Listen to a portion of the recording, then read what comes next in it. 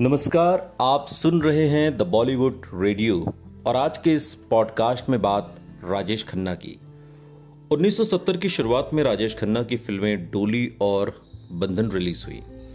निर्देशक के सुब्बा राव की फिल्म डोली एक सोशल ड्रामा था जिसमें राजेश खन्ना की हीरोइन बबीता थी, तो वो उनके साथ पहले एक फिल्म राज में भी काम कर चुकी थी। डोली एक बेहद औसत दर्जे की फिल्म थी, लेकिन राजेश खन्ना के सुपर स्टारडम की आंधी में इस फिल्म ने भी अच्छी खासी कमाई की। बंधन का निर्माण जेपी सिप्पी ने किया था और इसके निर्देशक राजेश खन्ना के करीबी दोस्त नरेंद्र बेदी थे। इस फिल्म में राजेश खन्ना अपनी मॉडर्न शहरी इमेज से अलग गांव के एक सीधे साधे किसान धर्मा की भूमिका में थे। सलीम जावेद की लिखी इस फिल्म में उनकी हीरोइन एक बार फिर से मुमताज थी, लेकिन दिलचस्प यह था कि उनकी असली जिंदगी की गर्लफ्रेंड अंजू महेंद्रू का भी फिल्म बंधन में एक खास रोल था। इससे पहले दोनों ने सिर्फ थिएटर के दिनों में ही एक साथ काम किया था। फिल्म की पब्लिसिटी में इस बात को खूब भुनाया गया। दर्शक भी पहली बार पर्दे पर राजेश और अंजू की केमिस्ट्री को देखना चाहते थे। कई निर्माताओं का मानना था कि अगर उनकी जोड़ी को दर्शक पसंद कर लेंगे तो उनकी रियल लाइफ की जोड़ी रियल लाइफ में भी हिट हो जाएगी। लेकिन जब बंधन रिलीज हुई तो उम्मीदों को झटका लग गया। दर्शकों की तालियां राजेश अंजू के सीन्स पर नहीं बल्कि राजेश और मुमताज के सीन्स पर बजी। फिल्म हिट रही, लेकिन राजेश खन्ना अंजू महेंद्रू एक कामयाब फिल्मी जोड़ी नहीं बना सके। सालों बाद राजेश खन्ना ने अपने एक इंटरव्यू में बंधन के बारे में बात करते हुए कहा था कि उस फिल्म में मेरी पहली हीरोइन अंजू महेंद्रू भी थी।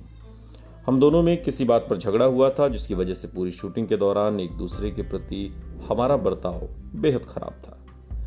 जब भी मैं अपनी लाइनें बोलता था तो वो दूसरी तरफ देखने लगती थी और जब वो डायलॉग बोलती थी तो मैं अपना मुंह फेर लेता था, और ऐसा पूरे शेड्यूल के दौरान चलता रहा। बेचारा प्रोड्यूसर कंफ्यूज था कि ये हो क्या रहा है और क्यों हो रहा है। इसका जवाब हम दोनों के पास भी नहीं था, और अगर होता तो हम इतना बचकाना बर्ताव नहीं करते। मैं जानता हूं कि ये सब बेवकूफाना लगता है, लेकिन हम किसी वाक्य को अपनी जिंदगी से सिर्फ इसलिए झुठला नहीं सकते क्योंकि वो सब कुछ बेवकूफाना या बचकाना था। उस दौर में अंजू और राजेश के करीबी जो लोग थे वो बताते हैं कि दोनों के बीच तकरार के ऐसे वाक्य अक्सर होने लगे थे।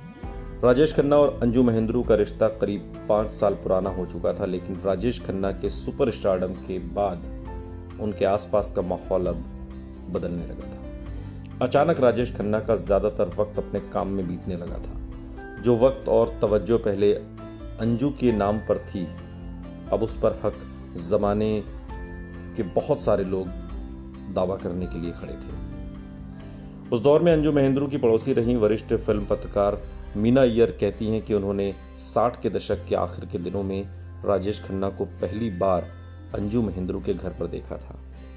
अंजू लक्ष्मी निवास की पहली मंजिल पर अकेली रहती थीं, जो मीना अय्यर के घर के बहुत करीब थी। राजेश खन्ना की कार रात भर अंजू के घर के बाहर खड़ी रहती थी। मीना बताती हैं कि कभी कभी सुबह मेरी मुलाकात अंजू के घर में काम करने वाली नौकरानी से हो जाती थी। उसने मुझे एक बार बताया था कि अंजू की मां शांति महेंद्रू ने उसे अंडे लेने भेजा क्योंकि काका जी को नाश्ते में अंडे बहुत पसंद हैं। सुपरस्टार बनने के बाद भी राजेश खन्ना अंजू के घर उसी तरह आते जाते थे, लेकिन आराधना के बाद जैसे सब कुछ बदल गया। वो कहती हैं कि मैं उस वक्त सीनियर स्कूल में थी और मेरे स्कूल की सभी लड़कियों को अंजू महेंद्रू से बहुत जलन होती थी क्योंकि राजेश उनके बॉयफ्रेंड थे। स्कूल के बाद लड़कियां राजेश खन्ना की एक झलक देखने के लिए अंजू महेंद्रू के घर के बाहर भीड़ लगाए रहती थी। आप सबने ये बातें पढ़ी होंगी, लेकिन ये सारी बातें वो कहती हैं कि मैंने अपनी आंखों से देखी हैं कि कैसे लड़कियां अंजू के घर के बाहर खड़ी राजेश खन्ना की सफ़ेद गाड़ी को किस करती थी और उनकी गाड़ी से उड़ती हुई धूल से अपनी मांग भरती थी। ये सारा मंजर मीना अय्यर कहती हैं मैंने अपनी आंखों से देखा है। सुनते रहिए द बॉलीवुड रेडियो, सुनता है सारा इंडिया।